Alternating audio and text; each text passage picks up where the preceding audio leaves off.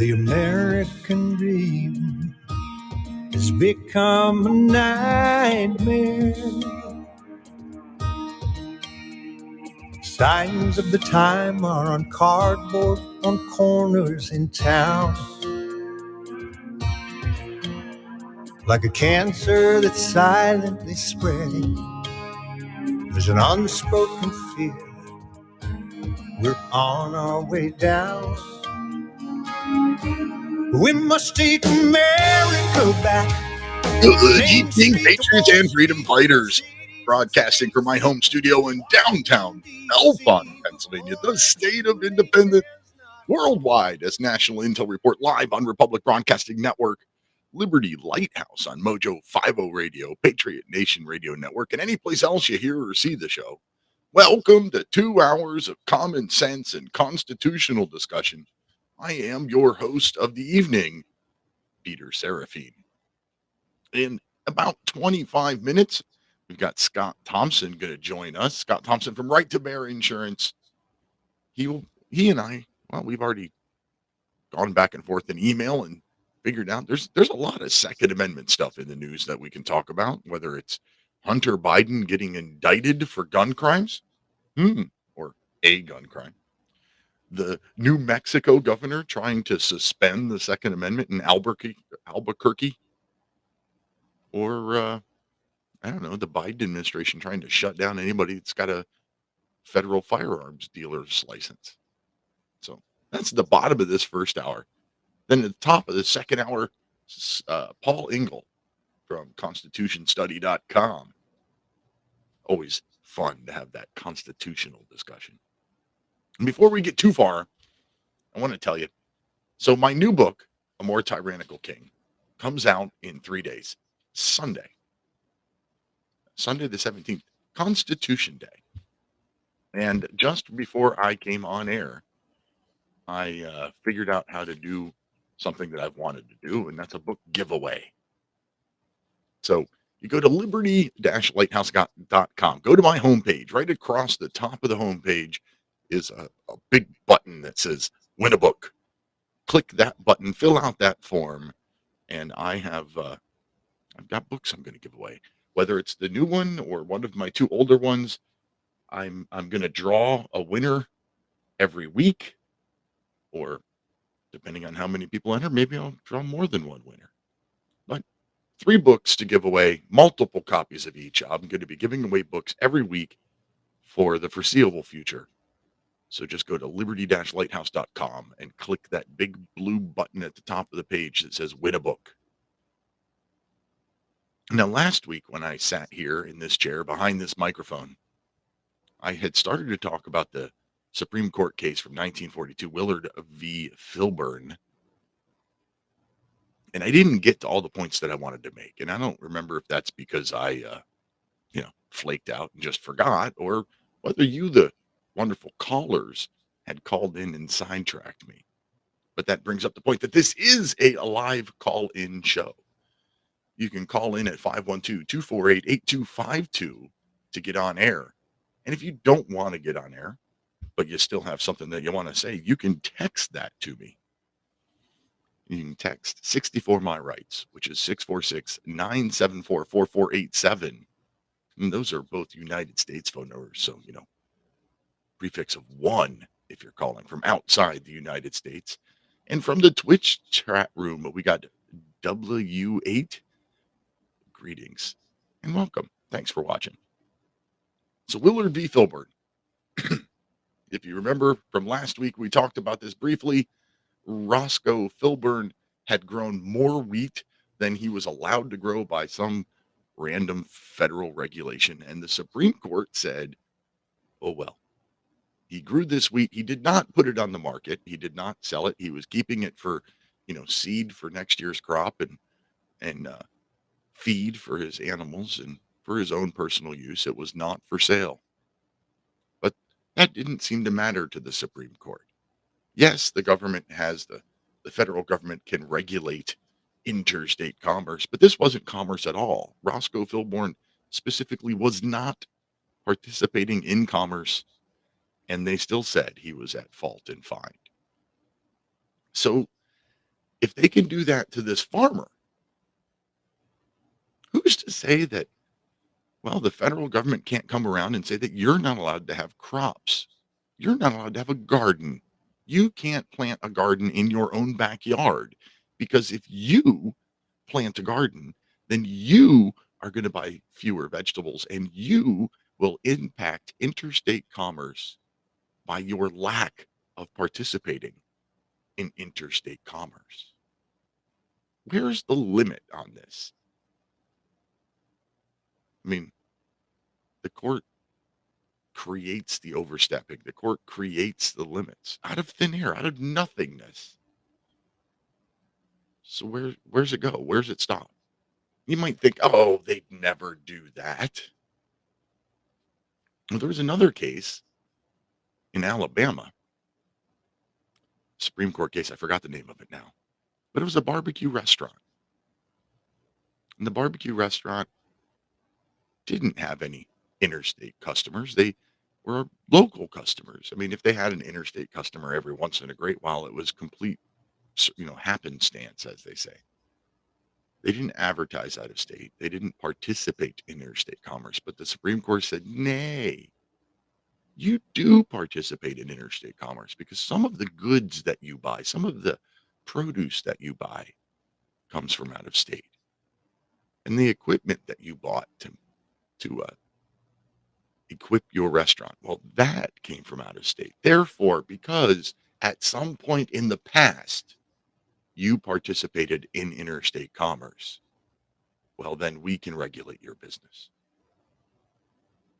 That's the progressive era Supreme Court for you. So, like I asked just a moment ago, where's the limit?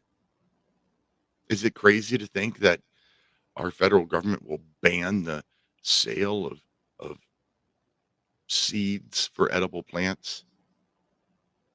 Ban the sale to private citizens like you and I? Because if we grow our own corn and potatoes and tomatoes, then we won't buy them from the interstate market.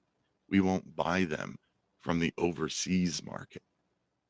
And therefore we are impacting the interstate and overseas markets, and therefore they think they can regulate it.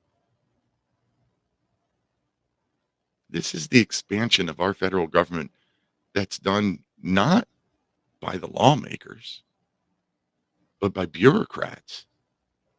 Bureaucrats who sit in these offices and decide on what regulations to create, and then reaffirmed by our Supreme Court, the justices that are supposed to be independent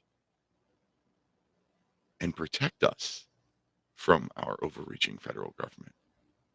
They just go along with it, and in some cases even expand upon it. Why do you think that is? Well, I think it has to do with government, the nature of government itself, which is the nature of man. Everybody wants more. Government wants more. Government wants more power. Government wants more control. Government grows and has to grow. Just like any living being, it has to grow. For a majority of the history of our country, like for the first, I don't know, 150, 200 years that we were a country, all government combined, local, county, state, and federal government combined, made up 10% of our GDP, our gross domestic product. 10%. Now, in the 21st century, all levels of government combined to make up about 50% of our GDP. That should be a giant waving red flag to everybody that government's gotten too big. 50% of our GDP is bureaucrats and regulatory groups and mailmen like me and parks people. What happened to the first 150, 200 years where that was only 10%? Oh, well, that was back when our country operated the way it was supposed to. That was before the financial structure of our government was flipped on its head by the 16th Amendment and the creation of income tax, giving the federal government the right for the first time to reach down and tax us individually, reversing the flow of money, making all of the tax revenue, or the vast majority of the tax revenue, flow to the federal government.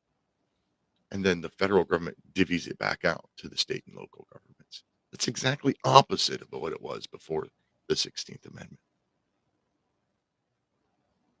And the powers that go along with that money, the carrot and the stick. Our government uses that tax money to bribe and extort local governments, state governments into doing whatever it is that they want done. And again, for the first 100 or so years of our country, 150 maybe, the court kept them in check. The court stopped that. But now the court goes along with it. The progressive era from the Great Depression through the 1950s, the progressive era of the court anyway, the court automatically assumed that if Congress had passed a law, then, well, Congress had done the due diligence to figure out that it was a legal law. It was a constitutional law. And the court didn't even check it. We had almost 70 years in this country from the 1940s until almost 2000, 2010, where the Supreme Court didn't deem any laws passed by Congress as unconstitutional. None. So no wonder our government kept growing. There was nobody to challenge them. Nobody even tried. It all ties back to Willard v. Filburn in 1942,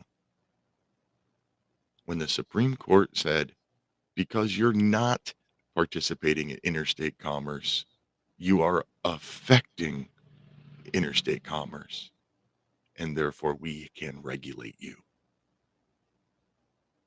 That is a gross perversion of our Constitution, a gross perversion of everything that is supposed to be American. And it just happened. And it happened over and over again in that 70 or so years. Let me tell you about right to bear insurance. If you own a firearm, you need carry insurance, especially with the gun grabbing nuts that we have running our government now, where they will use any excuse they can to try to take your guns away from you. If you own a firearm, you need that carry insurance just in case you have to use that firearm, because you will most likely be arrested and sued and charged with a crime, even if you didn't do anything wrong. Because some DA somewhere needs to make an example of you for using a firearm. And that's where Protect with Bear comes in. For as little as $11 a month, Protect with Bear, right to bear insurance, protectwithbear.com, will protect your legal rights in civil court and in criminal court, and give you psychological help if you need it after the lawful use of a firearm, and replace your confiscated firearm after the lawful use of a firearm. Protectwithbear.com. Use code Lighthouse when you're there. Save you 10% on the already most affordable carry insurance on the market. I was a member before I became an affiliate, before they became a sponsor of the show. Highly, highly recommend Right to Bear Insurance. Protectwithbear.com, code Lighthouse. So what's it going to take? Pardon me. What's it going to take to get our Supreme Court back doing what they're supposed to do? I don't have the answer to that. But even now that we have a conservative-leaning Supreme Court that seems to put out an occasional good decision. If you read the opinions, they're not making these good decisions the right way. They're not they're not justifying their opinions based on what the Constitution says. They're justifying it based on other weird stuff. It's just not the best thing to do. Anyway, this is a live call-in show. Don't forget 512-248-8252, just like Andy in Texas on line 1. Welcome to the show, Andy. Oh, hey, so thanks for taking my call. You're saying, all this the stuff that happened to us, nobody stood up to it or whatnot, but we were indoctrinated from kids. Even our parents were, and their parents were. Once they organized this entire government, the schools and whatnot, and they got the curriculum in, I'm not really sure when the Department of Education came in. You can bet they had some play in the education in the first place. But we've always been taught to be loyal to our country. We go to school every morning. You say the Pledge of Allegiance. I did it all the way through high school. Pledge Allegiance every day when you got into the classroom. Unless, of course, you're late. You missed it, and that happens. But they've got us thinking. And then the entire charade of the news and the fake news and commercials and stuff, even going on today, they're always talking about how brave our soldiers were, and our soldiers fought for nothing other than another corporation to get something that these people wanted, but they played it out on the news as if we're really screwed by these people. We got to go after bin Laden, who lives in a cave in Afghanistan, even though we found out, and this is in quotations, that there was 19 hijackers and 11 of them or something like that, and so naturally we attacked Iraq. People can't put two and two together, but they've got us all in. And look at what they're doing at these football games and stuff. Look at 9/11 Monday Night Football. They rolled out a huge flag out there, and they just played on everybody's hearts. And let's never forget. I seen a meme the other day. It's got the two towers there. Never forget, and it's got Building 7. Forget. Mm-hmm. All right, Andy. Slow down here, man. All right. I gotta push back just a little bit. I agree what you're saying about the wars and bin Laden, and we shouldn't be involved in 90% of the crap that we do in other countries. But you can't blame the person who enlisted.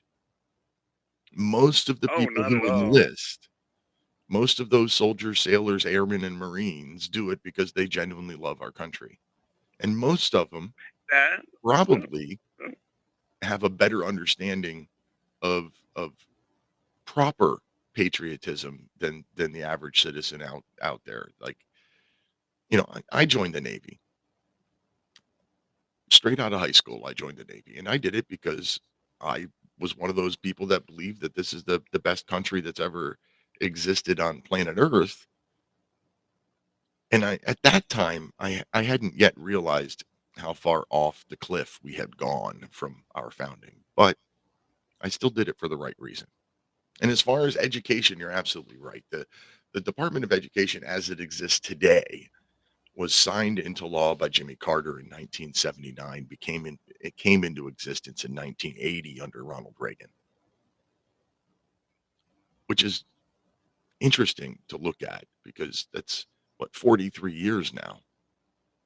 43 years. Hey, and it's the young people that went through that Department of Education. They're the ones that are all commies and socialist and blue-haired and transgendered and everything else. And that's a learned behavior. But hey, you're right about the military, because you went in right after high school. I went in junior high. I went on a split option training. Not junior high, junior as a high school, my bad. I went in after my junior year because I was 18. I graduated at 19. So I was able to get my parents' consent, and I went into basic training as a junior. Right out of junior in high school. And then right out of senior in high school, I went to my schooling, which was a cook. But when I went into the military, I certainly didn't think for 1 minute that I'd ever end up in a war, because I went in at a peacetime, and I looked at it as an occupation. I'm going to learn how to cook. Well, and of course, the Army cook's basic stuff. So it wasn't how much. I mean, you learn all the basics. That was cool. But nonetheless, as being in the military, you never thought that any of this stuff was going to happen. And I did find out that a lot of people did join the military simply because they were patriotic. I looked at it as an option to college. And, that's just my view at it, I went into the Navy to learn something new because all I had done my whole life up to that point, from 14 to 18, was work in restaurants. I went into the Navy to learn something new, and they made me a cook in the Navy. So there's something we have in common. We have something in common, yeah, for sure. But I raised my right where'd hand. Where'd you cook at? I cooked on the USS Moynister. Anyway, I raised. What ship was that? It's a Knox class frigate. Okay. I raised my right hand and I swore that oath on December 31st, 1990. I knew we were going to war when I enlisted. And I did it anyway. And I had to wait until I was 18. My parents wouldn't sign for me. I couldn't go when I was 17 or 17 and a half. I had to wait until after my 18th birthday to enlist. And my mom tried really hard to talk me out of it. And You went 1990 though, right? December 31st, 1990, 15 days before Saddam's get out of Kuwait deadline. Yeah, and in December of 1990, I had to fulfill my orders to go to Korea. I was in Korea during the first Gulf War, running a dining facility, and it was, they were courageous. They were all patriotic. We had this little black and white TV over there that they could watch in the office when they were on the break or whatnot, and we all watched this whole flipping crap show go on, and listen to all this stuff. And everybody started getting rumors going that, they're thinking about recycling it, because I was in a 5th of the 5th ADA in Korea, and they were talking about how they're going to rotate people in there for this war and stuff. And kids were excited. I get to fight for my country. You know what I mean? So I was never excited. I was never excited about it. To me, it was a duty. To me, it was just something I felt I had to do. I wasn't excited about the idea of going to war. And I was fortunate enough that I didn't go. I was put on a training ship. I never had to go over there. I trained other people to go. Well, there you go. So you got some field cooking experience too. I mean, have you been a landing party, or have you always been in a kitchen? Always in a kitchen. I had a very cushy military service. And I went in 84 and I got out in 92. I did 8 years, and it was probably the best thing I could have done as a young kid. Even though, because as a young kid, when I went to basic training, I was like, wow, this is like having PE 24/7. Yeah. And going to school the rest of the time, you know what I mean? Yeah. I mean, it was deprivation of your body. I mean, they bring you back at like 12:30 at night from some range because somebody screwed up, or they just kept us out there for the sleep deprivation. And now you got to get up at 4:30 in the morning. But guess what? You got to press your uniform for the next day. You got to polish your shoes. You got to make sure you make your bed well on the next day. You know what I mean? So this was kind of, for me at 17, I think it was 17. That's why I got my mom's permission. I think it was 17, but I still graduated 18 or 19. But the thing was, is that it was more fun than it was not. I didn't see it as I was training. I was like, hey, this is cool. I get to shoot guns. I shot a 50 caliber, a 60. The M16A2 came in right when I went into basic training instead of the M16A1. They had fired those, but we actually got transferred in my 8 weeks there. They turned us over to the A2. And so it was very interesting. You got to throw a grenade. I mean, they're much more powerful than what you see on TV. I mean, you shake the ground. It's off the charts. The difference between what they show you in the movies and what you actually do. It was a really fun time for me. Looking back, it's probably the best thing I did. Besides coaching junior football, that really turned my life on. I really loved that. Well, military service is good for everybody who does it, in my personal opinion. Andy, thank you very much for your call. It is break time. We'll come back on the other side of the break. We've got Scott Thompson from Right to Bear Insurance. Be back in 3 minutes.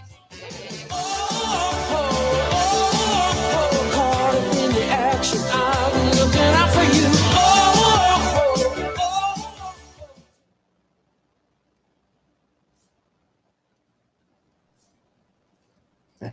Scott Thompson, how are you, sir? I am well. I just looked up the USS Moinister. Do you know what fate that suffered? Yes. Yeah, it is now the Rashid for the Egyptian. I actually, I don't think it still is. I was on board her when we had Egyptians on board and we were training Egyptian officers. Really? And she was decommissioned. Oh wow, and that's cool.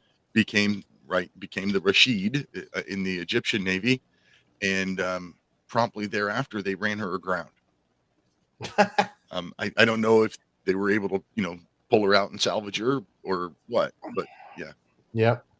Yeah, that was like Andy was saying, it was fun. I mean, I got to shoot a 50 caliber machine gun at a small sailboat. Oh, that's cool. It had it was like a 20-foot sailboat that had like 200 Haitian refugees on it or something like that, and it just wasn't worth salvaging. It was just disgusting. So we decided to sink her, and well, we used her for target practice. Hey, you got make way for training. Yeah, it was fun. I'm presuming this is after you got the Haitians off board. Yes, we got the Haitians off of the boat first, and then we put a barrel of JP5, which is jet propulsion mixture number 5 jet fuel. Put a barrel of jet fuel over there and lit her up with the 50 cals. Nice. And yeah, I was. It was funny. I became 50 caliber qualified because the not the fire controlman, I can't remember his name. Basically, the gunny on a ship. I can't think of his name right now.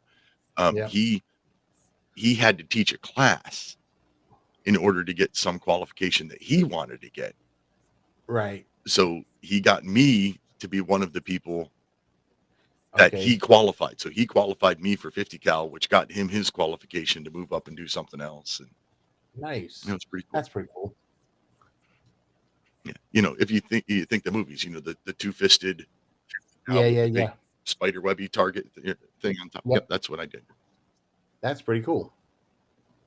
I haven't heard. My dad was in from around 78 to 2002 or 3. But he's never really said what he did. He was in the Navy. He never really said what he did. It's been my experience. The people that don't talk about what they did stuff you don't know about. Coming back. Yeah. Coming back.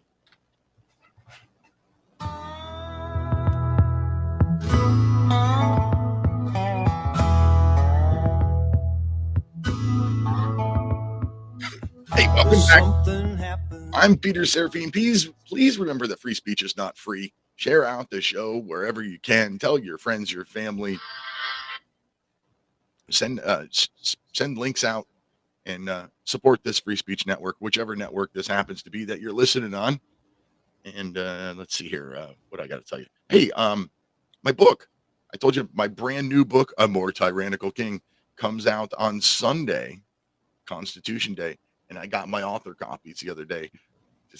And there's a fun, like, rubberized coating or something on the cover. It makes it feel silky, and it's just fun to touch. So if you want to pre-order your copy, I'd greatly appreciate that. Easiest thing I can tell you on the radio to do is go to my website, liberty-lighthouse.com, click on the books tab, and you can get all 3 of my books there. A More Tyrannical King, so simple even a politician can understand, and Progress, really. Those are my 3 books, and I am doing a giveaway. If you missed the opening of the show, I'm doing a giveaway of all of them. When you go to liberty-lighthouse.com, right on the top of the homepage, there's a win a book button. Hit that button right there. I'm going to be giving away books every week, and I got a bunch, so I'm probably going to be doing that for a while. I promised you when we came back from that short little commercial break that we'd have Scott Thompson from Right to Bear Insurance, and I don't make promises that I can't keep. So without any further ado, and now welcome to the studio, FFL holder, firearms instructor, and representative for Right to Bear Arms Insurance, and all around badass, Scott Thompson. Welcome to the show, Scott. Thanks for having me. So we've kind of kicked around three different topics in the 2A community to talk about right now. We got the Biden administration trying to shut down the firearms dealers like yourself.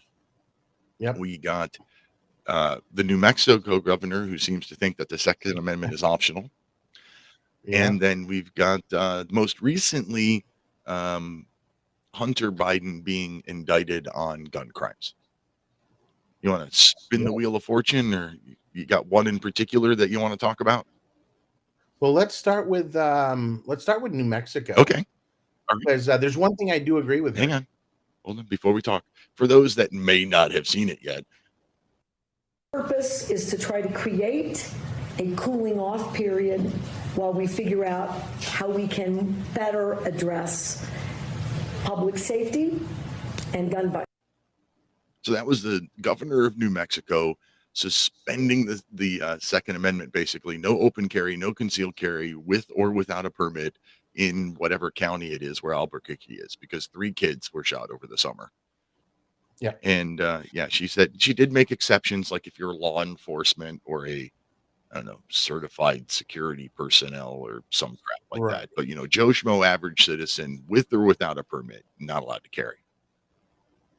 Well, and what's interesting about that, I think, is the spin they tried to put on it when pressed is that, well, the concealed carry and the constitutional carry, those are state laws, and those are under the purview of the governor, so she can suspend state laws. No, she can't. But that would, even if she could suspend a state law, you can't suspend a state law that directly violates the U.S. Constitution. Otherwise, they would do that all the time. But the one thing that I agree with her on, that she's right, is they have a crime problem. Of course, she wants to call it a gun crime problem, but they have a crime problem. And they should be addressing the criminals and not the law-abiding gun owners. And that's where we keep hearing the same thing. We need to address the gun violence, the gun violence, the gun violence. How much it's not gun violence, it's violence. Yeah. And if you have a violence problem, you address the violent people. You don't address those. If your car engine is knocking, you don't pull over and ask for your tires to be rotated. It's 2 separate things. I just came up with that. You like it? That was good. So that's where we keep hearing this. We've got to stop. We've got to do something to stop this gun violence. No, you're right. You have to stop the violence, but the answer isn't to take away the guns from the law-abiding citizens who are trying to protect themselves from the criminals that the left keeps releasing from jail early on zero cash bail, on a revolving door that's become public safety, where it doesn't matter almost what your crime is. You get booked in and you're right back out on the street without any consequence. But they want to put consequence on the law-abiding citizens. I didn't hear anybody calling to have SUVs suspended or sale when the sick SOB up in, was it Minnesota or whatever? Yes. Who ran over a Christmas parade. Correct. And we've had quite a few examples of that. And how many lives are killed every year by DUI? But I don't see them putting the ignition interlock on everyone. Right. They do it just on the targeted people who have violated the law. And if they would spend as much time, money, and effort on arresting the criminals who are creating the violence, then guess what? There would be less violence. No. But they look for excuses to not put them in jail and say, I recently heard, I forget which politician, say that police have no effect on crime. That's funny. Whether there are police or not, crime doesn't change because crime just happens. But the reality is guess what? All the people who are in jail are not committing crimes on the streets. Right. And New York City, where they found out that like 20 people were committing, hundreds and hundreds of robberies because criminals repeat. They're repeat offenders. Yes. And I used to say, even in my career, 2 decades with law enforcement, that 80% of the problems come from 20% of the population. And if you can identify them and take action against them, um, then crime will go away. But that's not New York equitable. City, right, right. We can only have a certain number of people from certain groups that go in, and then we have to cap it. But New York City, I went there in maybe 2008. It was a beautiful city. I felt safe at all times. I rode the subway. The subway was clean. I didn't see any hookers, which was, I know good. you were disappointed. Yep, I didn't need the temptation, right? Nah, I'm kidding. I'm kidding. But I didn't, it was a clean place. And I've got a cousin who's in New Jersey right now, and he said he was thinking about last night going into the city. And I said, be safe, man, because it's New York City, Times Square is not the place to be going right now. You're destined to become a victim. What's funny is I had family in I think it was Jersey City when I was growing up. So in the 1980s, I visited New York City, and it was trash and graffiti everywhere. Yes. And then I probably didn't go back again until like 1999, and I couldn't believe how clean it was. Yep. And the street vendors are like, "Hey man, you want to buy a watch?" But you say no and they leave you alone. It's not like they Right. didn't pester you. Right. And yeah, it was a completely different city. And, Yep. and I And haven't been back since probably '03, and I yeah. think it's probably back to the 1980s version based on what I It hear. it seems like it. And there was a theory when you say there was graffiti everywhere. There was a theory of policing called the broken Yep, window theory. broken. And if you took care of the small problems right away, then you could get rid of the big problems before they happen. Yeah, because And most criminals don't just jump out and commit armed robbery as their first offense. correct. Correct. It's a buildup of other things. And now we're going the opposite way, where we're looking at people who are homeless, living in the streets, open air drug markets. They're doing all these things, and the windows are all broken. It's not good. We need someone to address it. Yeah, I agree. Let's see here. What about what's his face? Hunter Biden. Now let's just hypothetical here. You are a federally licensed firearms dealer. Yes. What's the punishment if I lie on that background check form? I believe it's up to 10 years in prison Up to 10. for lying on that. And here's the thing: how often do they catch someone lying? Not very often, because there are things that have to happen for it. This guy wrote a book. He wrote a book about what he was doing at that time that made him not qualified to have that gun. And now the media is saying, well, he only had it for, I think, 11 or 18 days. I saw that in an article earlier today. And they're right. He only had it for 11 or 18 days because He threw it in the dumpster. he didn't. His girlfriend threw it in the dumpster because she didn't want him to have a gun. And so she threw it into a dumpster near a school, which is one of the most unsafe things you can do, because you have people that dumpster dive all the time, and finding a gun is pretty much a good day at the dumpsters. But she knew that he shouldn't have a gun, and she threw it away. And so that investigation should have taken all of 25 minutes. When you have the form, you have the book, and it should have been wrapped up. And we almost ended up in a situation where it timed out because of statute of limitations. The statute of limitations on that is 5 years, and it runs out in October. So if it hadn't been for the judge pushing for something, I think they would have let that expire and said, oh, we lost track of time. We really can't do anything now. So fortunately, the judge was pushing on that, and he was indicted for a felony All finally. right. Well, here in fiscal year 2019, the same year that Hunter Biden did that, the federal prosecutors received 478 referrals for lying on Form 4473, and they only filed 298 of those cases. Yep. Now, think about this. 2019 was right before COVID. Mm-hmm. There were 4 million, I believe, around 4 million gun purchases made in the United States. So of those, look how small of a referral rate that is. I mean, that's minuscule. And the actual charging.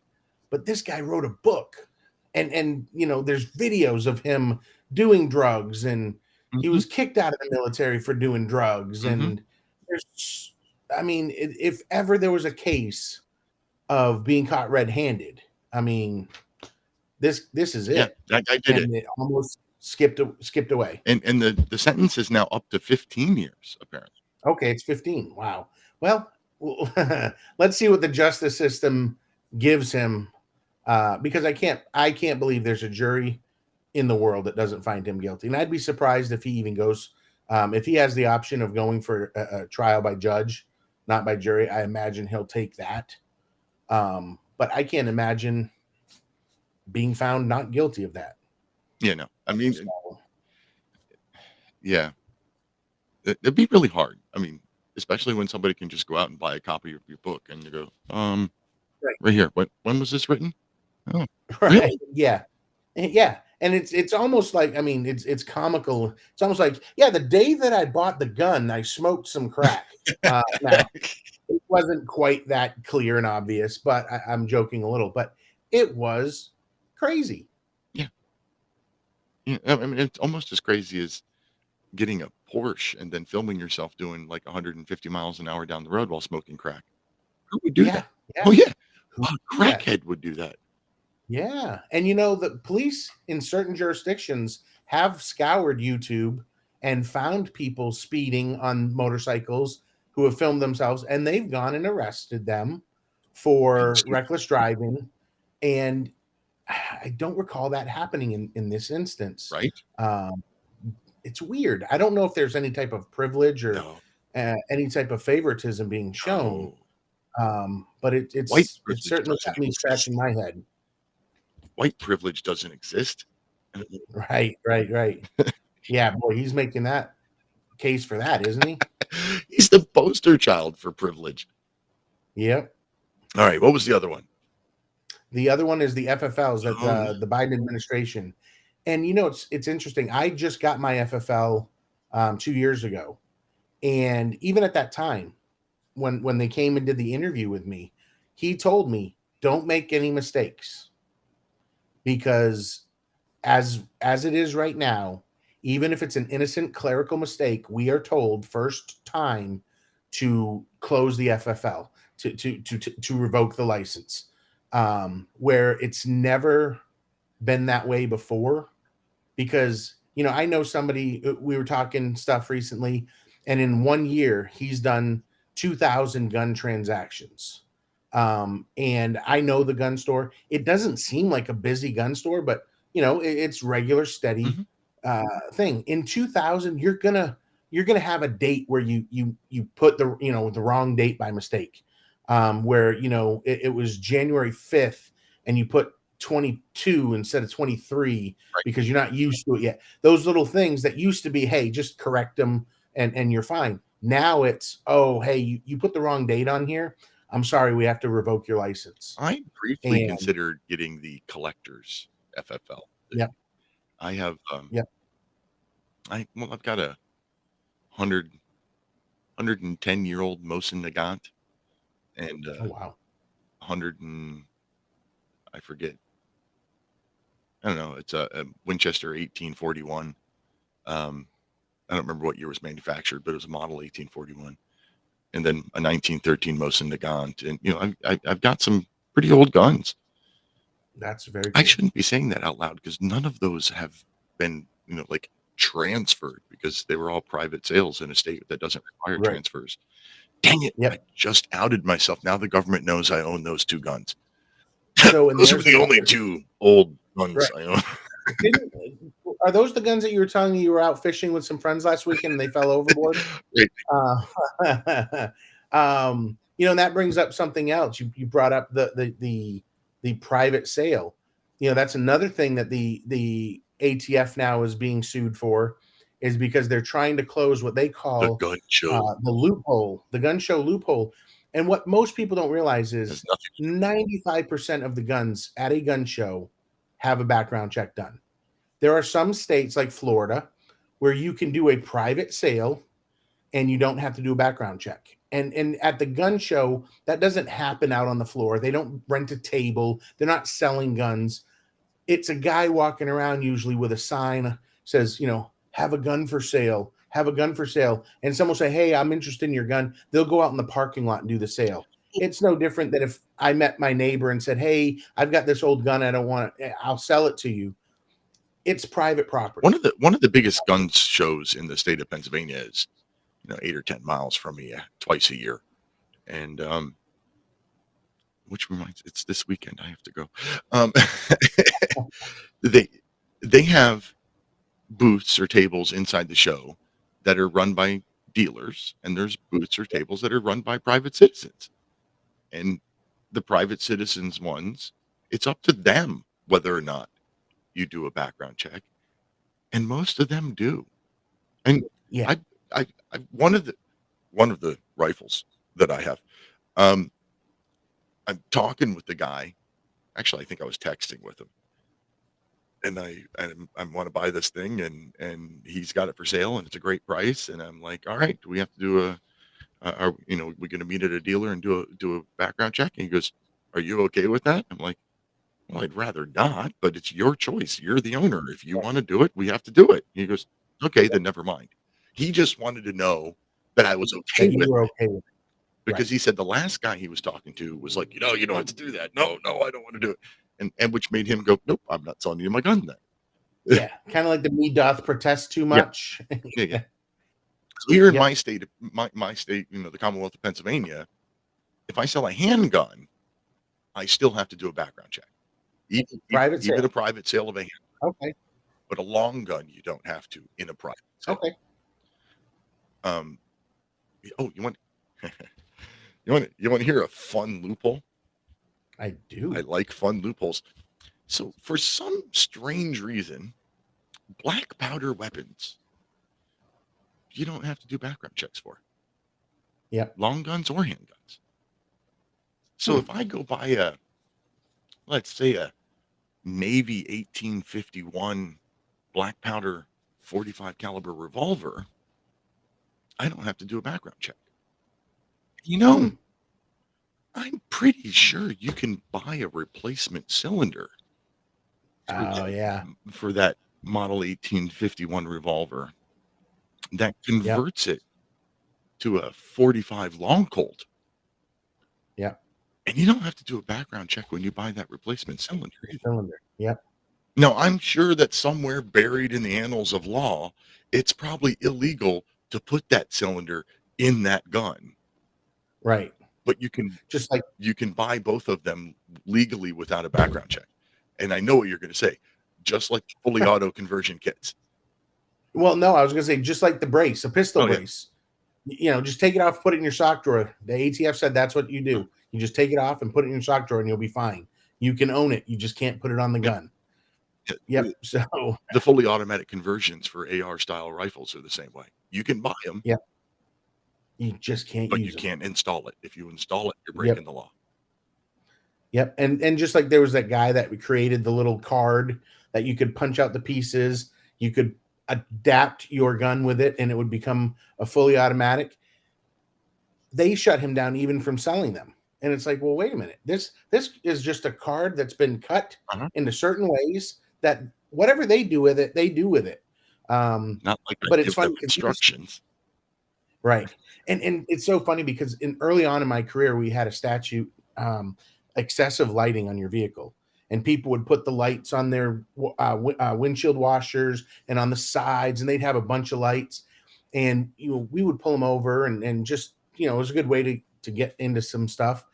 And they'd always go, yeah, but I just bought these at at AutoZone. It's like, oh yeah, no, look at the package. It says cannot be used on public property in some states or public roadways in some states. So if you want to go to the car show and park it, you're good to go. But once you get on the road and you're like, man, we got to put a switch on it so we can turn them off when we see you. I was like, hey, try it out. I know. So the Biden administration is like fully targeting the gun dealers. They're also pushing for the 1,000% excise tax on Yes. firearms. How are these not unconstitutional infringements? I mean, and they are, and the Supreme Court has ruled that they are. And I just feel like they're testing us.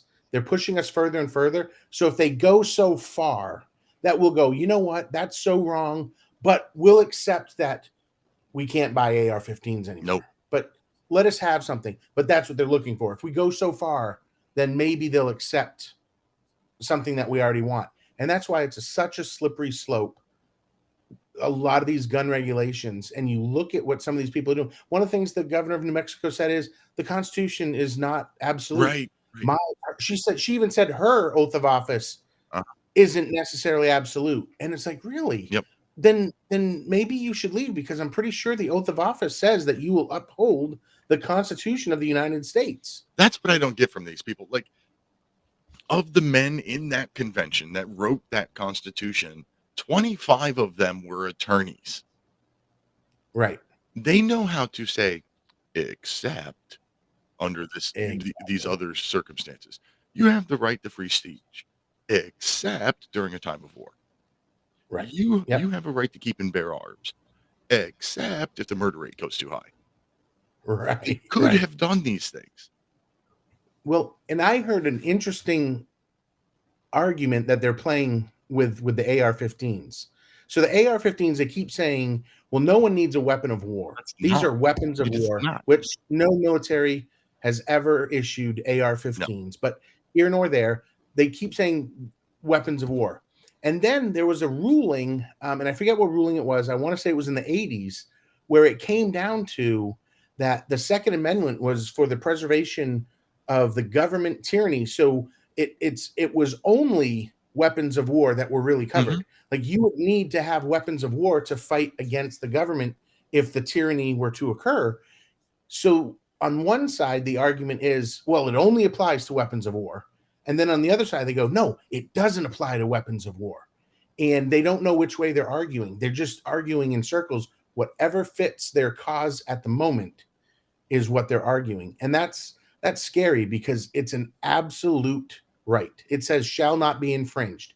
It doesn't say should not be infringed. It doesn't say we really shouldn't do it unless, like you said, unless there's something. Avoid shall not.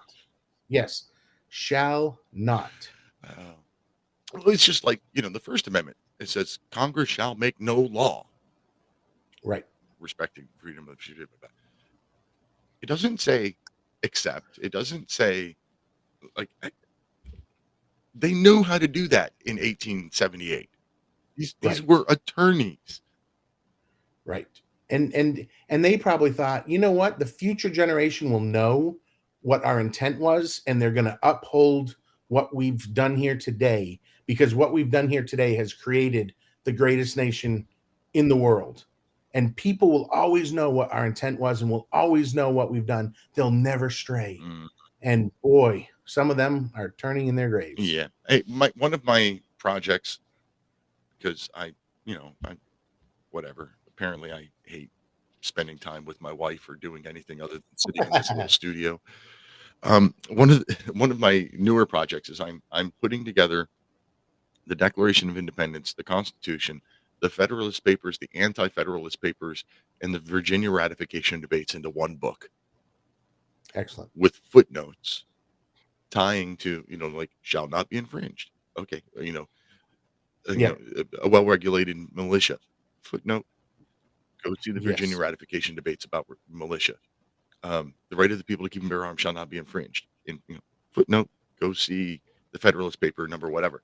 Like, and tying it all together so that we can actually understand because I personally, I think those three things, the Federalist Papers, Anti-Federalist Papers, and the ratification debates, are really the first place we should look anytime we want to know what they were thinking. Of course. So, of course, because that was the debate that led to the compromise, which was the Bill of Rights. Which, if I lived at the time, I probably would have been on Madison's side saying, we don't need a Bill of Rights. The Constitution lists these 16 things. Right. They can't do anything but these 16 things. A Bill of Rights might be dangerous because we might miss something or whatever. I probably would have been on Madison's side. Yeah. Thank God for Patrick Henry and Mason. Yeah. I mean, it is dangerous. And look at, even you talk about the First Amendment, the freedom of the press. Is the press really free when the Biden administration lawyer has now reached out to the press and said, you need to go after this impeachment stuff? You mean the government is reaching out and telling private companies what to do? Say it isn't so. Scott, hey, thank you very much. Time's up. Got to let you go. That is Scott Thompson from Right to Bear Insurance. ProtectWithBear.com. Use code Lighthouse when you're there. Save yourself 10%. 3-minute break on the other side. Paul Engel from ConstitutionStudy.com. Be back in 3 minutes. And more things made in USA. It's the least we can do for the red, white, and blue. We must. You're clear. Paul Engel. Paul Engel. Well, how are you? I'm doing good. How are you today? I'm doing great. Great day in the insanity. Yes. Scott is a rep from Right to Bear Insurance, the most affordable concealed carry insurance on the market. And then Paul runs ConstitutionStudy.com. I didn't put the V in front of it this time. Yes, the web. It's called The Constitution Study, but the website is ConstitutionStudy.com. Right. It's The Constitution Study. Here we go. I'll have to go check it out. Please do. In fact, Sunday, my new Patriots program is all set to release. So I'm going to help teach people about, I've got a teaching arm, I've got a communication arm, and I've got an, what I call the Minutemen, an active group arm. So, but it's starting all with the education. Excellent. Have you heard of Right to No, not heard of Right to Bear. I'm familiar with several in USCCA. There's U.S. Law Shield. Law Shield. That was the one I was thinking of. Yes. Yep. Yeah. What I'll do is I'll reach out through Pete and reach out to you. I'd love to talk to you about the program and how you can get involved and sharing it with your people. All right. You can email me. And my email is simple. It's paul@constitutionstudy.com. All right. Expect an email tomorrow morning. Sounds good. All right. Thanks again, Pete. Hey, Pete, your book. So my stepdaughter just received the book. And that leathery, that feel that's on it is really cool. I got to tell you. When you were talking about it, I don't know what it is they're doing, but it does feel cool. Yeah, I think so. I don't know what it is either. I just said matte finish, and this is what they sent me. Rough read. It's so cool. So cool. All right. Nice to meet you, Pete, or Paul. And thank you, Pete. I'll see you again. See you in about a month. All right. Sounds good. Bye. So, Paul, you got a particular topic in mind for the night? Oh, God, there's so many. I mean, you got New Mexico. You've got the Biden impeachment. Talked about New Mexico with Scott there for a little bit. I talked about New Mexico with Scott a little bit. You got the 14th Amendment against Trump. There's a plethora of content. That's the one problem I don't have is stuff to talk about. Yeah. I don't know. It's a crazy world anymore. All right, we'll be coming back here in a few seconds. Thanks, Mike. See you in a minute, Paul. Public Broadcasting Network. because you can handle the truth.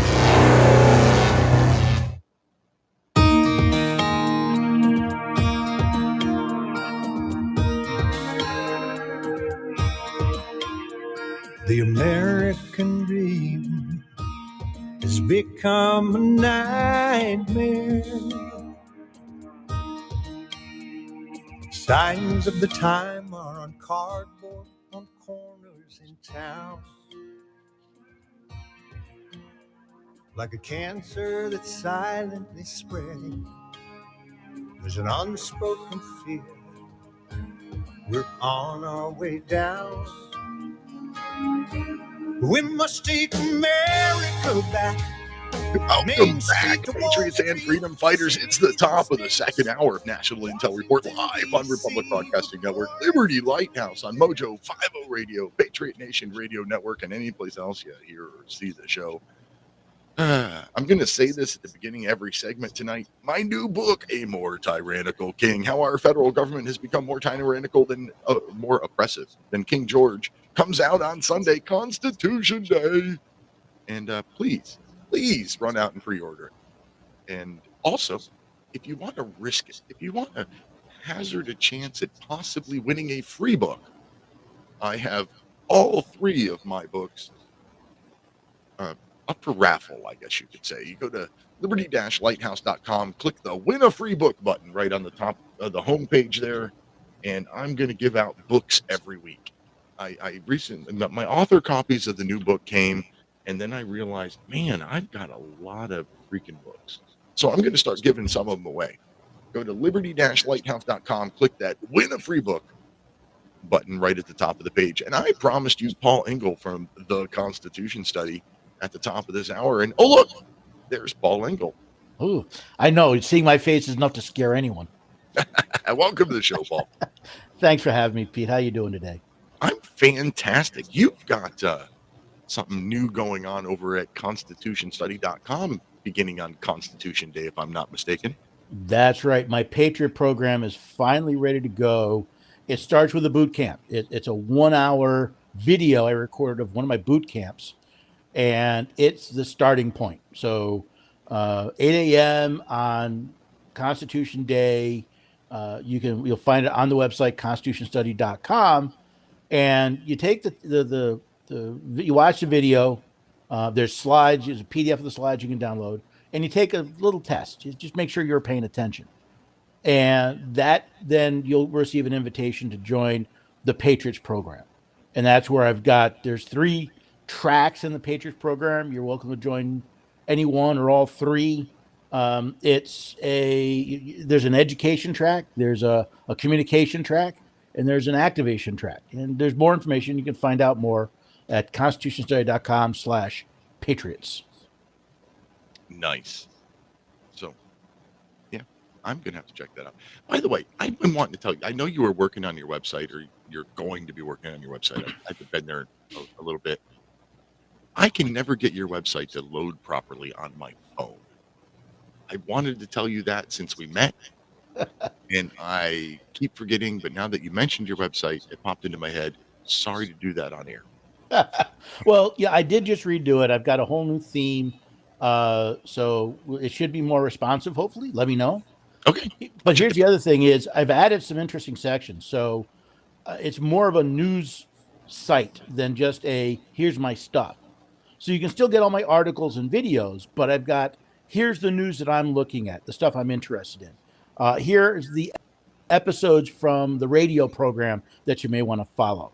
The interviews, right? When I'm doing interviews and I can get links to the recordings, they'll be on there. So I'm trying to make it more of that one-stop shop for everything that goes on in this twisted mind of mine. Yeah, well, I'm happy to share the interviews that you do with me every once a month. Absolutely. We've got phone calls piling up. You mind if we take some phone calls? Go right to the phones. What do people want to know about? We don't have a whole lot of time together, so I don't want to spend it all on phone calls. Sarah in Oregon, line 1. Welcome to the show, Sarah. Hey. Everyone, Republic Broadcasting Network is $2,000 behind, so everybody get a recurring donation, and donate to Republic. And also, please share the show out. Talk to you later. Bye. Thanks, Sarah.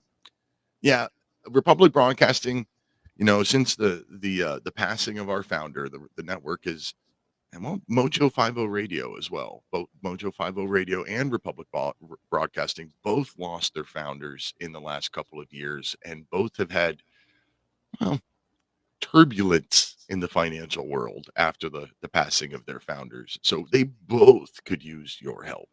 That's republicbroadcasting.org and mojo50.com, mojo50.com. Gregory in California on line 3. Welcome to the show, Gregory. Hello, man. How you Thank doing? you so much for taking my call. I'm kicking. I'm still breathing, I think. Say, I have to tell you, anytime I get a call from California, I have to wonder if it's going to be a liberal nut job calling in to bust my chops. oh, I'm liberal, and well, when I was running for office up in Nevada, when I used to dwell there, I ran under the Independent Party, and my platform was liberal conservative, meaning liberal in copious amounts of freedom and conserving it with the Constitution. But I've changed my mind since then, thank you to Michael Gaddy. Have you ever listened to Michael Gaddy? I haven't, and you're the second person who's told me I need to listen to Michael Gaddy. So I guess Well, I tell you what, man, he has nailed it. I mean, along with Roger Sales, I really do concur with a lot of what he has to say as well. But Michael Gaddy, well, even before I started listening to him, I did you know I started 2 parties? I've got 2 parties that I've started, political parties. And the one is the Articles of Confederation Party, because that's the party that actually won the war between England and the so-called states. It wasn't until they adjourned in some building for 50 some odd days, sweating and sweltering, that they pinned out this or I could say something worse than that, Constitution that we're under. But the other party, hold on, stop is the right party there. that I'm participating in Hold right now. on. There's a reason that those men went into that room for 50 days and sweat and argued and screamed and hollered and did what they did. You're not the first person who's called into the show and suggested that the Articles of Confederation were superior to the Constitution. But if you look at history, there was literal armed revolts going on in our country under the Articles of Confederation. There was massive inflation in one state, but not the state next door, under the Articles of Confederation, because each state printed their own money and they didn't have to tie it to gold or anything like that, kind of like today. So there were massive shortcomings of the Articles of the Confederation. Well, those are things that could have been ironed out. Oh, really? After a while. Really? And currency is the current problem. Of course, we've been currently coerced into the, Federal Reserve System. But all those men who got together to iron out the problems, the first thing they did was say, well, there ain't no way we can fix this crap. Let's write something new. Actually, no way we can fix this crap. Hey, states that sent us, can we write something new? And the state says, if we get to approve it first. Right. There you go. But they weren't allowed to. They were kind of bullied into, they didn't have to ratify let's get rid of this and we'll let you loose out of this hot, sweltering building after you sign your children's life away. And that's the way I see it. I mean, especially after listening to just a couple of his programs, they're so... I mean, he's got it documented. These are what's coming out of these morons' mouths at the time. And it's quite fascinating. It really opened my mind, and I really had to say, I'm sorry, I'm wrong about a bunch of stuff. And I used to go out and hand out the constitutional handbook and citizens rule books and preach how wonderful the Constitution was. But and then you look at what was that treaty with King Georgie Porgy, the Treaty of Versailles or whatever it was. I mean, it gave him all the power. We won the war, but we just bellied up, and you can just do whatever you want. And, we'll just go along with it. Yeah, I mean, I get so frustrated on this, Poopy. It's mind-boggling. Anyways, I can see. Love you all much, and much freedom, much truth, and that will set you free. Tally-ho. Tally-ho, Gregory. Thank you very much. You know, one of the things I teach in the boot camp is find original sources. Don't take someone's word for it. Find the original source. Learn from the horse's mouth, not the other end. And a lot of what Gregory was saying, I've heard a lot of places, but I've never found someone that could give me a document or a citation that said, well, here's where this happened. Mm-hmm. That's what I want to see. You know, he doesn't even know which treaty ended the Revolutionary War that he claimed gave all the power to the King of Great Britain. That the Articles of Confederation, which, by the way, almost helped lose us the Revolutionary War because the states refused to meet their money to the army and then not pay it. So Valley Forge was in large part because of the Articles of Confederation. Now, there were some good things about the Articles of Confederation, and there were some things I wish we had kept. But to simply claim that the Constitution is a piece of trash, what in there is trash? And if it's trash, guess what? We can fix it. It was almost impossible to change the Articles of Confederation. We've changed the Constitution 13 times. I'm sorry, 27 times. Get my numbers right. 27 times. And that's the other one. We'll probably get a call tonight while you're here talking about the Bill of Rights as being individual articles, not amendments. That it was 10 articles of one amendment. I have that conversation on the show regularly too, and my rebuttal is always, well, it started as 15, and then Madison proposed 15. Yes, 15. There were 15 proposed. Then 12 made it through Congress. There were 12 that were agreed to by the Senate, and there were 10 that were ratified by the states until 1992 when they ratified the 11th.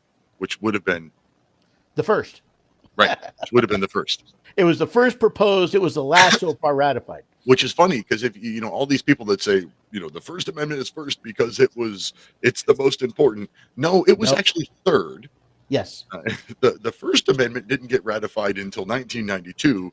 The Second Amendment never was ratified. Correct. The Third Amendment is our current first. Well, the third article, right? Because it was the articles that were proposed to amend the Constitution. They became amendments when they were ratified.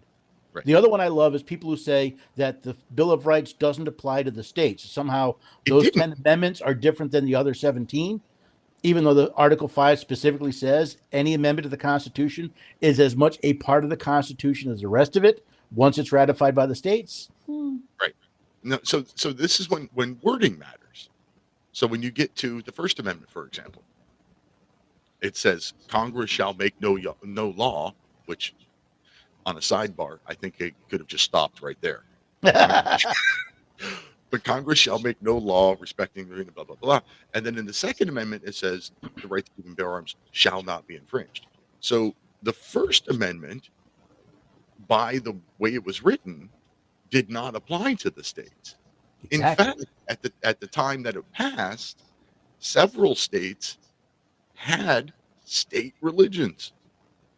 And that's why the First Amendment is worded that way, because the states still wanted to have state churches. The First Amendment, which covers we think of it as 5 separate freedoms, but they all around this idea of conscience and the ability to express that your thoughts. It's the conscience clauses. And there's a reason why they said this is not something the federal government should be dealing with, but it's something the states can deal with, and let the states alone. But then when you get to the Second Amendment, the Second Amendment doesn't say Congress can't take this right away from you. It says shall not be infringed. Correct. And since the Constitution is the supreme law of the land, and every judge in every state is bound to it, Article 6, Clause 2, that means every judge in every state that says, well, the Second Amendment says that, but the Supreme Court has now violated their oath of office. That is bad behavior, which means they should be removed. Right. And let's talk about that for a minute, this whole impeachment thing. We had the, 2 impeachments of Trump, and now the impeachment inquiry for Biden. And in my recent studies, I have come to think that impeachment should be used a lot more frequently. And let me explain why. And it requires me to open up my Noah Webster 1828 dictionary app on my phone. But I can't spell, so it still takes me a minute. So the Constitution says high crimes, treason, bribery, high crimes, and misdemeanors. High crimes and other misdemeanors. Yes. Right. So when we think misdemeanor, we think what? Low-level crime, right? Right. But that's not what it meant. Noah Webster 1828 dictionary, the dictionary that was written for the purpose of preserving the meaning of the words in the Constitution. That's what the preface of the dictionary says. Ill behavior, evil conduct, fault, mismanagement. In law, an offense of less atrocious nature than a crime. High crimes and misdemeanors. Oh, misdemeanors includes things that aren't necessarily crimes. True. So by that definition, the meaning of the word at the time the Constitution was written, which is really the only meaning that matters, we should be doing a lot more impeachment. I would take it. I agree. The purpose of impeachment is it's a check on the other 2 branches of government to make sure that if they behave badly, since the other 2 branches of government do not, contrary to popular opinion, are not chosen by the people regularly, we need a way to keep them in check. So the solution was the one true representative branch of government has a process to remove somebody who is acting evilly, someone who's acting badly. And the other thing we think about is I always look at federal judges because federal judges have an even lower standard for removal from office. Just bad behavior. Right. They serve for good behavior, not life tenure. Good behavior.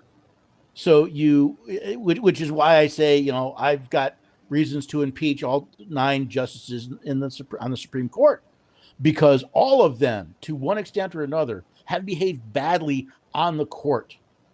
That includes, Thomas, yes, and all of them. Now, I would give, was it Ketanji Brown has already started to show her bad behavior.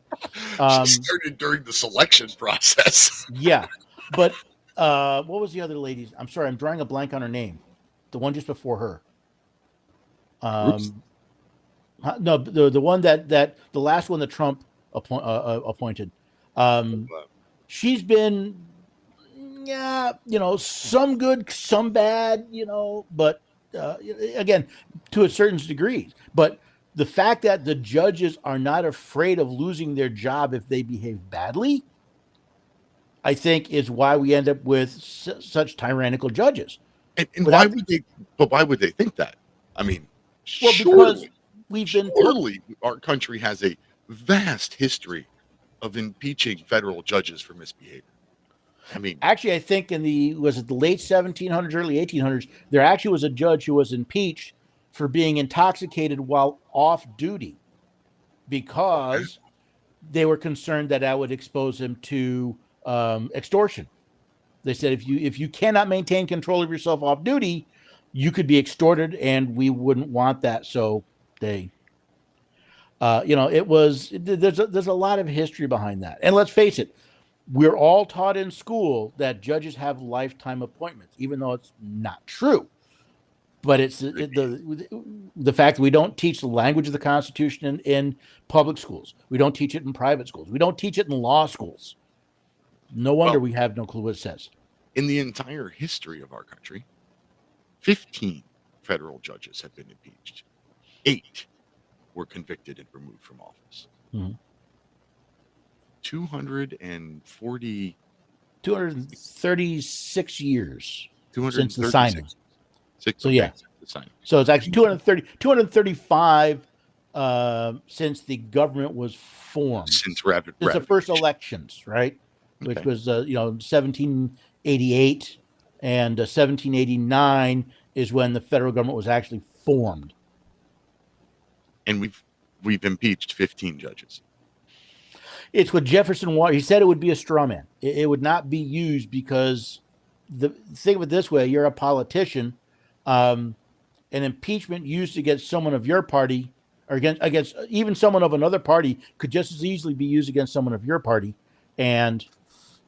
But some of them are blatant. I mean, not to pick on, speak ill of the dead, but Ruth Bader Ginsburg, in an interview, was asked, if you were to form your own government right now, what country would you look at for a constitution of which to base it on? And the first thing out of her mouth was, well, not ours. She took an oath to support it, but I don't want to. You shouldn't follow it. Look at Roberts. Roberts is the only justice I know that wrote both the decision and the dissent to the same case. Wait a minute, what? Chief Justice Roberts wrote the opinion and a dissent to the exact same case. What case? The Affordable Care Act. He wrote them both. He did. How did I know? I don't think he was the only dissent, but he wrote the opinion and he wrote one of the dissents to the same case. Talk about being double-minded. I said earlier in the show, one of my latest projects, and probably the biggest project I've ever undertaken, is I'm putting together a book, and it's all public domain information. It's the Declaration of Independence, the Constitution,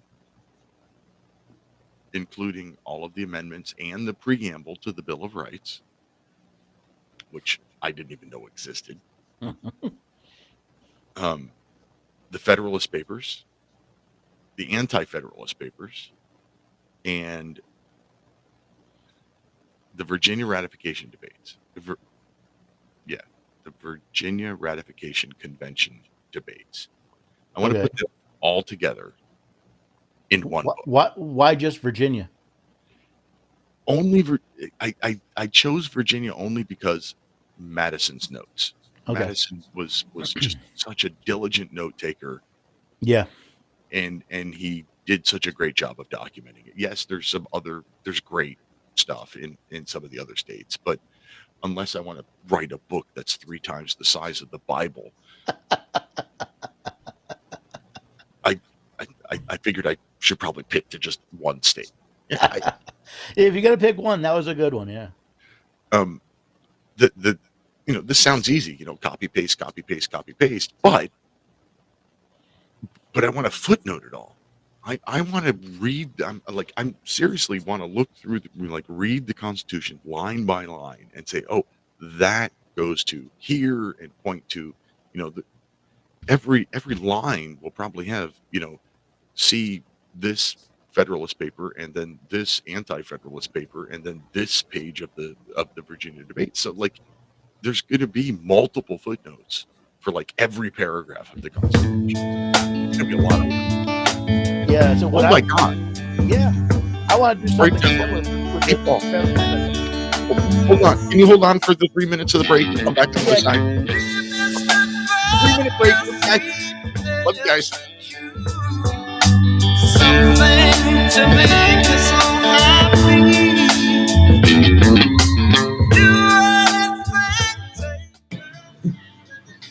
You're off air. All right. Sorry about that. I just want to give you a chance to wrap up on the other side of the break. Yeah. I mean, if you want to stick around for another half an hour, you can, but I just want to give you a chance to wrap it up. Yeah, it's a little. I got other people waiting on me, or I would. Okay, that's fine. I went looking for this document and I can't find it. So I'm like, screw it, I'll make it. My next big project, if I can find a publisher for it, is I want to do the Federalist and Anti-Federalist papers side by side topically. I was debating, what one talks about, I want to see what the other side talks about. I was debating putting them in my new book in chronological order rather than Federalist papers and then anti-Federalist. I was thinking, I debated putting them in chronological order because there are some instances where they're immediately commenting on the previous article. Yeah. So if you got anything that points footnotes here back and forth as to where to look for what that could help me slow or speed up my process a little bit, I'd greatly appreciate it. That one's going to be hard just because the way the Federalist and Anti-Federalist papers are written, they're written at a more academic level, even though they're in the newspaper. The Constitution was written in a very common language. Right. The Virginia debates,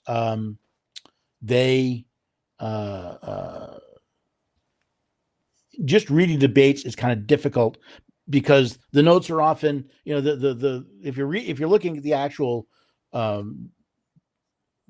minutes, right? So and so said, and you got to kind of go back to what they were saying. It's one of the harder things I have to do.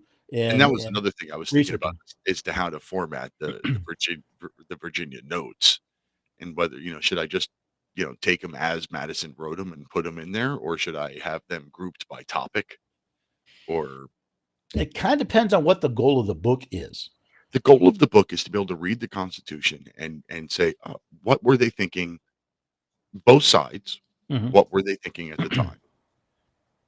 And because I've said before, the only interpretation that matters is the interpretation in 1789. Or 1788, I guess. Yeah. Well, the big one's the states, right? So what did the states think when they were ratifying this? Right. And it's funny is in looking for all of these resources online, I find lots of articles that were like, well, most of the people probably didn't read the Federalist papers and the Anti-Federalists. Well, that's the same thing today. I don't watch Tucker Carlson anymore, but I still know what he says because everybody talks about it. Well, and not only that, remember, these are articles published in the newspaper. Right. So, it's not like today where you've got 427,000 choices of what to read. You're heading to the outhouse and you want something to read. All you pretty much got is the newspaper. We're back. Hey, welcome back to the final segment of National Intel Report live on Republic Broadcasting Network, Liberty Lighthouse on Mojo 50 Radio and Patriot Nation Radio Network. I held over Paul Engel from the last segment just because the break snuck up on me. Horrible time management skills of your host here tonight. I wanted to give him an opportunity to wrap things up, and the floor is yours, Mr. Engel. Well, you were talking about your book, and my next large project, if I can find a publisher for it, is to actually take the Federalist papers and the Anti-Federalist papers side by side topically. So what did one side think? What did one side say? What did the other side say? And then, so that someone could say, I'm curious about the courts, or I'm curious about taxation, and they could find that topic and read what both sides said in those papers. I think that'd be a useful tool for people that really want to deep down study what the framers were thinking when they drafted this stuff. Yeah, that's exactly what I'm trying to create. Is warped minds think alike, and it's a lot of work. I mean, there's 85 Federalist papers, and so far I've only figured 16 Brutus and 5 Cato papers. There's a lot more anti-Federalist stuff out there, but I'm just going with the ones that were published in the paper under those names.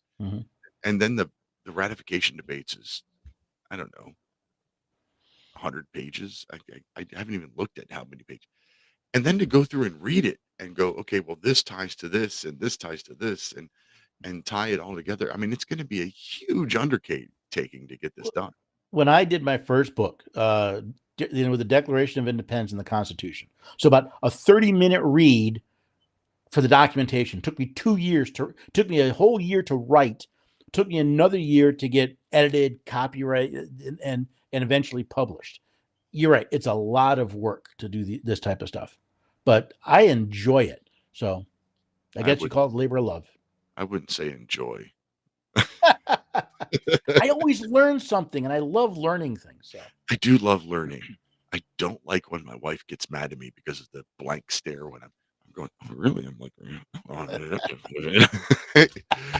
and the wife is like, what are you doing? I'm like, reading the Anti-Federalist Papers.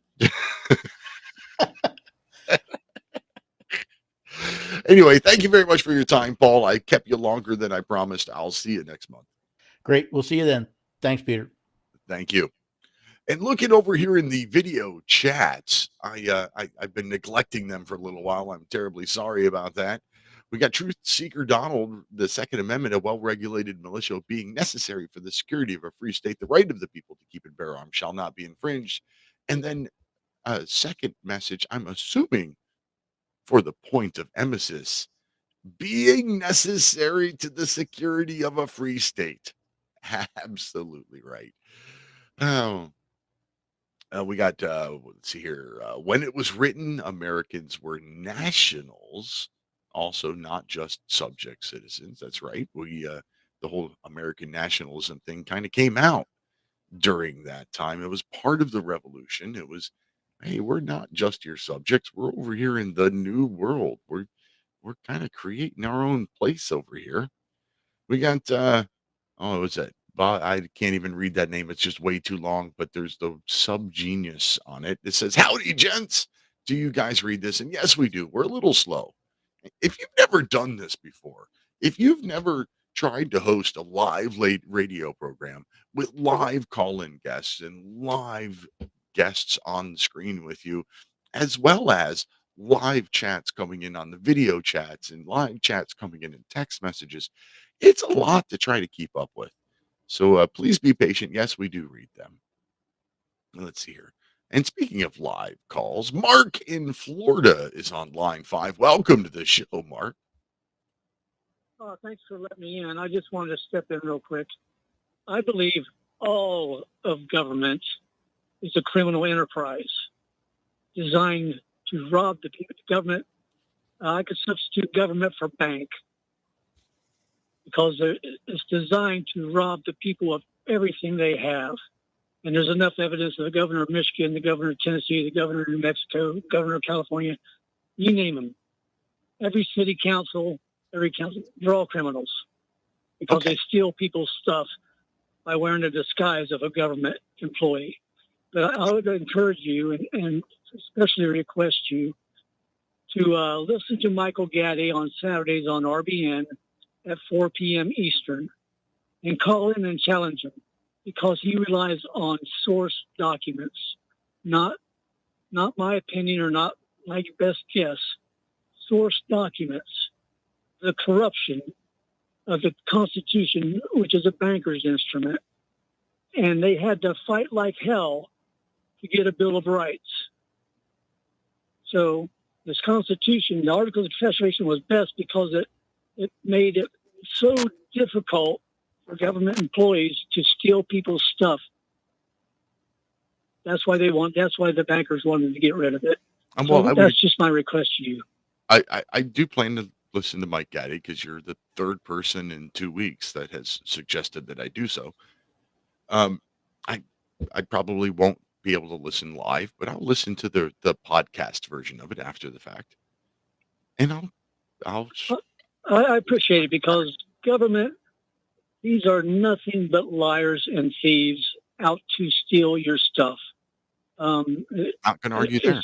It's just heartbreaking.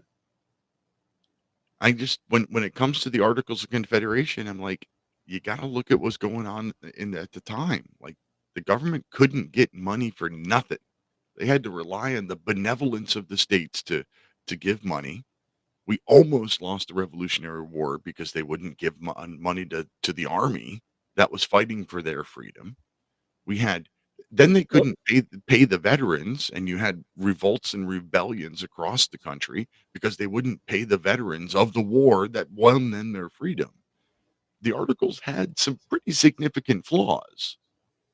I Yes, think it did. But I think the Constitution was written with the best of intentions. I think it's been perverted and ignored for far too long. I think if we go back to the meaning of the words at the time and forget the modern stuff, go back to what they meant at the time, read the intentions of the people that read it or wrote it. I think it's. I absolutely agree. But they disregarded the entire Articles of Confederation. If they would have kept, say, one thing where every state had to ratify every act of Congress before it went into force, that would have been something. But the states lost all their rights to do anything. The states didn't lose all their rights. But the idea of a unanimous declaration, a unanimous approval, is why they couldn't get anything done. Because they couldn't get all 13 colonies or all 13 states to ever ratify anything. But look at it. But look at what we've got today. I agree. We've got states seizing land for a tax. And if the tax is $1,000 and your house is $100,000, they'll steal your $100,000 house for $1,000. It's robbery. It's criminal agree, enterprise. but that's your state, not the federal government. The Articles of Confederation wouldn't have changed that at all. But without the states being incorporated into the national government, the federal government, they couldn't do these things. But, why not? But I do appreciate your study. I really do. But why? Hold on, before you run. Go ahead. Like, why couldn't the state do that? If there wasn't a national government structured the way it is today? Because the land was sold by patent, and the patent lists restrictions on the land. And nowhere in the patent does it allow a collateral attack on the land. The states can't steal your land because they have no authority. It's been patented. They have no every square mile in the state of Michigan, except 1 square mile in the center of Cass Lake, was patented and sold before Michigan even became a state. Michigan has no authority to seize any land because it didn't even exist when the land was patented and sold. It's a criminal enterprise. And they're hiding the abstracts of land all the way back to the patent. They're hiding it so they can steal it from you. I'm telling you, this is a massive criminal enterprise, is what the Constitution allows. And not that the states were perfect, because all government employees are criminals. They were bankers and lawyers and land speculators. But at least you was able to fight within your state. Now you can't even do that.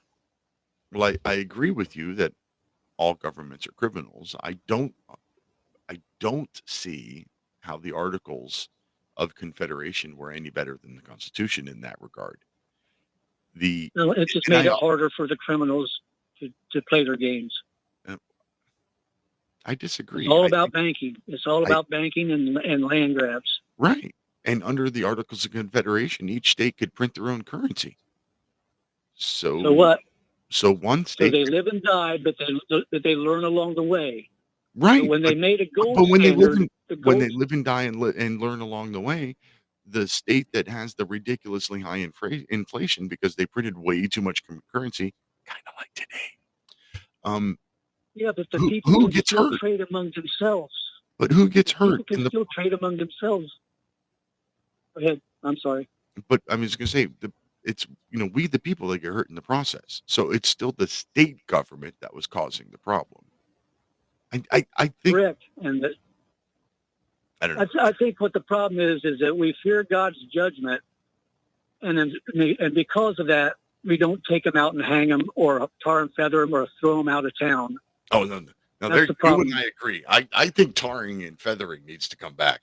The humiliation factor of, hey, you're a crooked but we're politician. not allowed to do it. Yeah. We'd be thrown in jail for life if we tried to do that. I agree. That's what they're doing to Trump.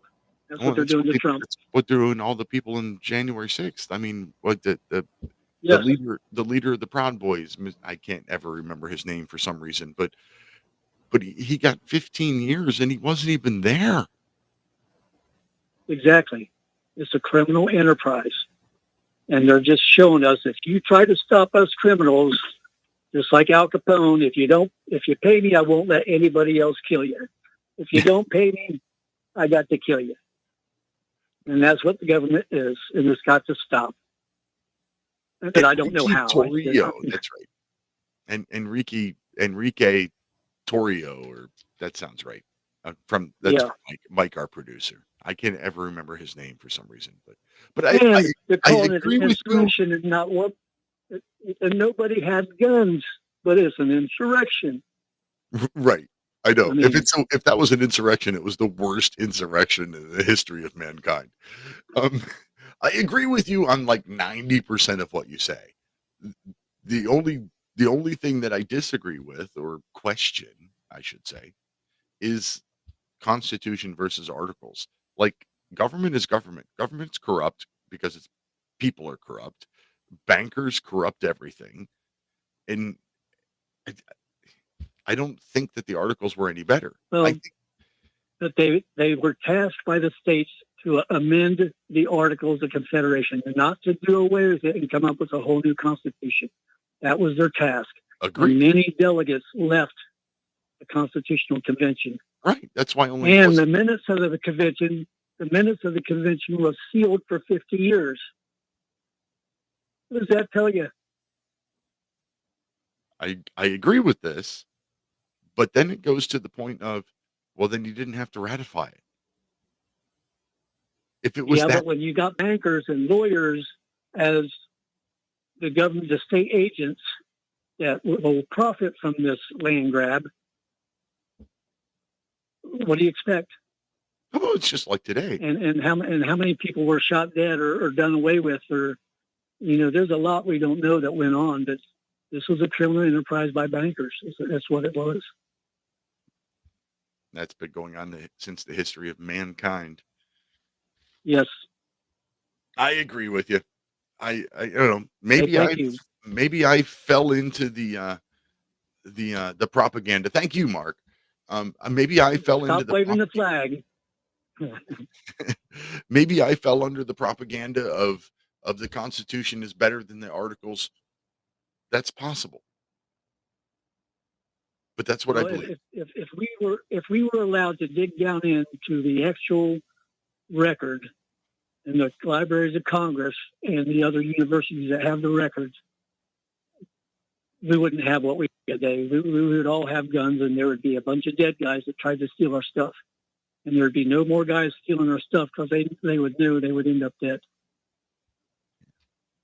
Well, there was a bunch of dead guys before the Constitution, and that's kind of part of why the Constitution was made. Rebellion and revolt within a country is never a good sign, and that's what was going on. Shays Rebellion. Shays Rebellion. Shays Rebellion is the most famous and one of them, but it wasn't the only one. Correct. All right. Well, thank you very much, Mark. I got Tom waiting in line behind you. Tom in Florida on line 3. Welcome to the show. Yeah. Hello. Yeah. Hello. Good evening to you. That's 2 Florida phone calls in a row. Yeah. Listen. What I got to say is, I have a dream. I dream that I wish I could go back. I wish this country's going back to 1890 before the Zionists got here to take over the whole damn thing, the banking system and every other thing. But here's the real thing. I have a dream that you need to talk about that nobody's talking about really today on RBN. It's about the Dreamers. A federal judge just ruled that Barry Soetoro Hussein Obama's Dreamer Act is illegal. So what are they going to do with all these dreamers who had dreams to come over here to take over the United States? Hey, now they may have to go back to their country of origin. Slow down. What? I said slow down. A federal judge just said that the Dreamer Act is unconstitutional. I didn't hear that one. I didn't see that one. How did I miss that? Yes, sir. You should. Yeah, can you look it up on your computer real quick? I sure can. Can you tell me anything more information wise to make Well, this? I can hold on while you're doing it. I'll hold on while you're doing it, but I can tell you what's going on is that's the second time he's ruled that it's illegal. You remember Bill Clinton in 1996 says, we are a country of immigrants, but we're also a nation of laws. And you got to stand in line and wait your turn if it takes 10 years. He said that on the House floor when he gave his State of the Union. Well, the federal judge yesterday ruled that the Dreamer Act is illegal again. And these people that was illegal what Barry Soetoro, Husseini Obama did. Now we'll see how the Congress is going to act. But according to this federal judge, who's already ruled now the second time, this is an illegal act. And if it has to go to the Supreme Court Court's probably going to rule exactly what the federal judge is saying. It's an illegal act. All illegal. There's no such thing as sanctuary cities. That is a lie. No state has the right to have a state that's a sanctuary city. That's like saying if you rob a bank or you steal food out of a grocery store because you want to feed your family, do you have a sanctuary city to go to? Whatever happens if you're in a city that's not a sanctuary city and you steal $1,000 worth of food and you need diapers, and what would happen? I'm slowing down, guy. What would happen if you stole a bunch of food? Are they going to put you in a sanctuary? I don't know if you heard, sir, today in California, a lady stole some baby formula and she burnt the whole store down. Cost $1.5 million in damage. Did you see that story, sir? I hadn't seen that one yet, but hang on. What I was getting at is you're right. Sanctuary cities are completely unconstitutional. The Constitution clearly says that if somebody commits a crime in one state, they have to be available for extradition to another state. So you can't have a sanctuary city. Completely agree with you there. Now, Judge Hannon, 2021, Judge Hannon had declared the program, DACA, to be illegal. Biden administration tried to satisfy Hannon's concerns with a new version of DACA that came into effect in October of 2022. And then I'm reading from 2 days ago. I'm reading from a PBS article. Get that. I'm reading PBS from yesterday. And it says he had previously said it was unconstitutional and it would be up to Congress to enact legislation shielding the people under the program known as Dreamers. And the Biden administration didn't do that. Congress didn't do that. The Biden administration tried to do it. So he did it. He again declared it unconstitutional. You are absolutely right. Why the hell is this not front page of every conservative anywhere, everywhere? Well, I don't know. I'm asking you. I'm calling your show to give you the information. I'm not trying to be rude or not, sir, but that's why I'm calling your show because I know he's talked about it today, and I knew about it today. I was calling Jim's show, but I was ranting about what's going on with all these illegals and the gang members in Los Angeles. And Peter from Los Angeles probably knows more about it than I do. But I'm like seeing this. The Dream Act is illegal again. So what is going to happen? What is Congress? I mean, they're going to go for impeachment now. You got this imbecile Hunter Biden indicted with three charges. Probably end up. He should do at least minimum 4 years. I'm saying on Fox News. He might be doing 4 years in the joint, so which would be good for the country. And what they're doing to Donald Trump is a disgrace to the human race. But again, we're talking about who's behind this. Look what's going on in Israel. The other day, I don't know if you heard, sir, but some black people, black illegal immigrants in Israel called some mischief, and Netanyahu in the Israeli Knesset said, "You cause one more problem, and you're all going to be deported back to Africa." Did you see that story? No, but I generally don't pay attention to what goes on in Israel. Well, the example is they want you to. These schmucks over here want to flood your country with all these illegals, but they sure the hell don't want it in Israel. They make sure they have a triple layer fence around the whole country over here in Israel. Oh, don't get me wrong. If there was anything, they don't want you to have it here. If there was anything I would want to learn from Israel, it would be border control, border policy. Correct. Yes, sir. That's right. Yeah, yes. Absolutely. I agree. But yeah, I highly recommend this. Like we need to scream this. I thank you for calling. We need to call every show, tell everybody about this. Like this is a federal judge who has now twice declared DACA, the Deferred Action of Children of the Dreamers Act, has twice now declared it unconstitutional, and as recently as 2 days ago. So if Well, DACA, sir, can I ask your opinion then? yeah, Your opinion then, if this is the truth now, we know how federal judges rule on this, the Congress gets a hold of this. The Congress has no right to say to any of those illegal DACA kids, you get to stay here. You've got to go back to your country of origin, like Billy Blythe Clinton said, and you got to stand in line and do your paperwork properly because you came here illegally. Now, what do these people in the Democrat Party not understand, these demon rats? All right, Hey, listen, hang on. Bill Clinton, even a Democrat, said you got to stand in line and wait your turn. We're a nation of law immigrants, but we're also a nation of laws. Now, you're going to wait your damn turn, and that's what these Democratic imbeciles don't understand. Now, these people that are DACA, I'm sorry that they came here, their parents broke federal law, but you broke federal law. You're already a criminal. The parents were already criminals. So you want to come to this country with already a record of breaking federal law and want to be a citizen of the United States? Joe Biden and all these demon rats that are behind this they should be persecuted to the full extent of the law for what they have allowed here. This is not an invasion anymore, sir. This is a conquest. It's a conquest to take down white males and females, Anglo-Saxon, Northern European stock males and females. That's my opinion, because we are the majority. I don't want to hear about. I love American Indians. You know, the Afro-American community. They did a lot of great services for this country, no question about it. And you even got a lot of good schmucks. But I can tell you right now, we're the majority should rule. And the majority of the American white people in this country, I know they're not for this illegal invasion of our country. Bottom line, you broke federal law, you're going back to your country of origin. That was out of a Democrat president, Bill Clinton. I agree. You broke the law. You should have to go back to the country of origin.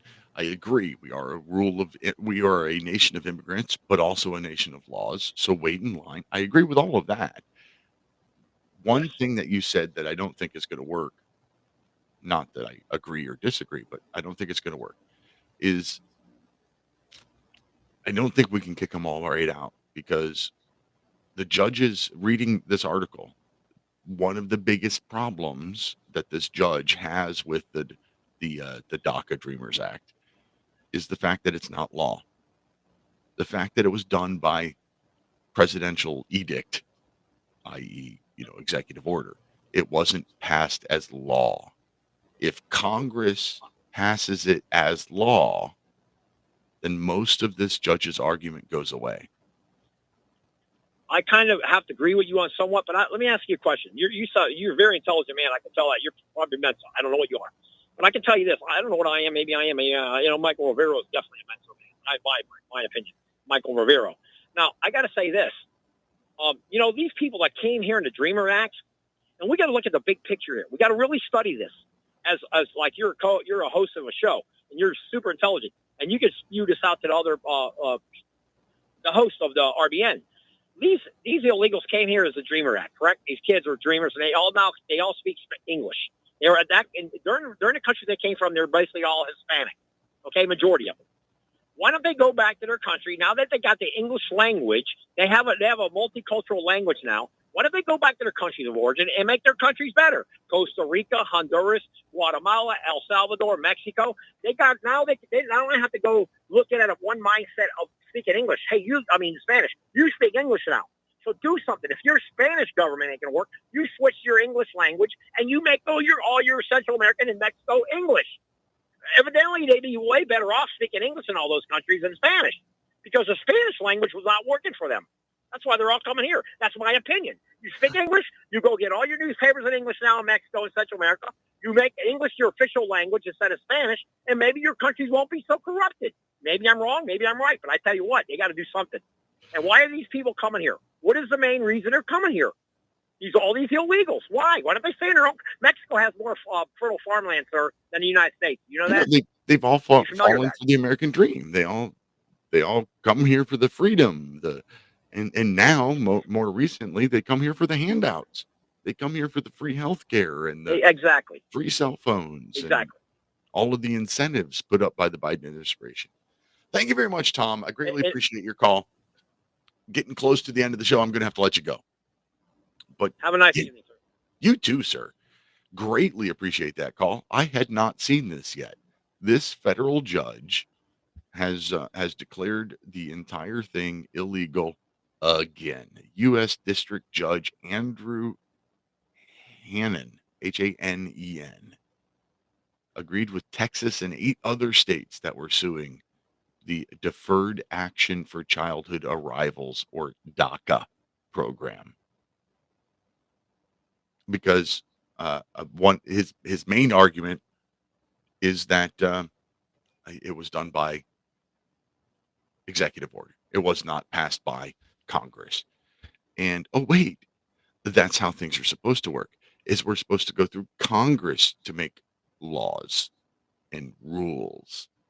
And the executive branch, i.e. the president, is supposed to enforce laws and rules. They're not supposed to make up their own. They're supposed to support and enforce the ones passed by Congress. And yeah, interesting. What I really also find it interesting that when I searched for it, the first article that popped up was from PBS, which is not normally one of the sources that I would go to for any news ever. But something worth looking into. Look into the recent court cases about DACA. Everybody should look into that. And it is time for me to go for the evening. If you're listening live on Republic Broadcasting Network, please stay tuned for Edge of Darkness with Jeffrey Bennett. Thank you to my guests, Paul and Scott, for joining me tonight. Thank you to Mike, my producer. I could not do this show without you. And thank you most of all to you, my listeners and callers. You're why we do this show. Until next week, protect your liberties. Once they're gone, there's no getting them back. God bless America. We must take